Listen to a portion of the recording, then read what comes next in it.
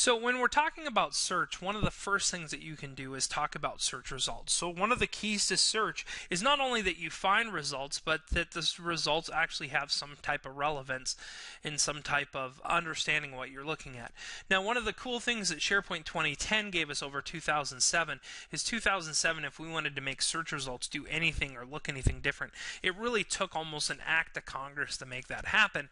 In 2010, things were put down into much smaller components, and we were able to actually modify those components. So we actually have some limited capabilities to actually modify the core search results, maybe the look and feel, how things are displayed, and that kind of stuff. So one of my favorite things to do is to talk about refiners. In 2010, it introduced the new whole concept of refiners. Otherwise, I do some kind of search. In this case, I searched on Apple and I came up with all the results. And then based off of some different parameters and that kind of thing, all these different refiners came up, such as the author, the type of information, what site it came from, and the modified date.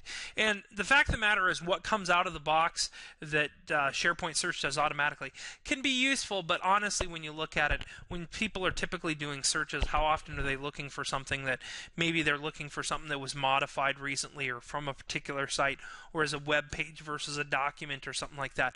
Those can have practical applications, but overall, the tendency is, from a standpoint of people wanting to do something, they're going to want to refine things more down on a topic basis. So if you have managed metadata fields, which add automatically, or other fields that maybe as part of a site or site collection and that you want to map, you can actually map that to the refiners. Managed metadata fields map automatically. Other fields you can do it. And so as you can see right here, we actually have a client managed metadata field that actually shows it. And so right here, it's just showing clients that have Apple. And so you can see this is actually bringing good results back, because now I could very simply just narrow this down to ones that are Apple, which you can see that are actually tagged with that information.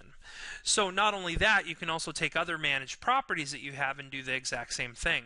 Well, the really cool thing about that is that it can help you refine it. So otherwise, if I make some kind of general search and I'm not really sure what I'm searching for, I might be able to get some really cruddy results, but from the refiners on the side, I might be able to narrow down those results, and that's what they call a faceted search. And so I'm using the different facets that came into this to be able to narrow it down.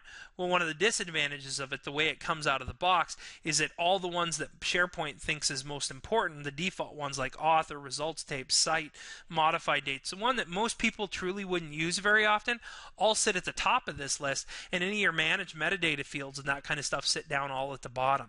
So what you see a lot with user patterns is people don't actually see that those things are doing it. So actually, this refiners panel is actually some XML that is, you can modify, and you can actually very easily modify it and change the order of the items as they do it. So one of the first usability tips I give you, especially if you're going to use a faceted search, refiners is part of your search strategy, is to look at what are the most important refiners and move those important refiners up to the top. So in doing so, you're allowing people to get access to that easy, versus saying that the date something was modified is the first thing I see.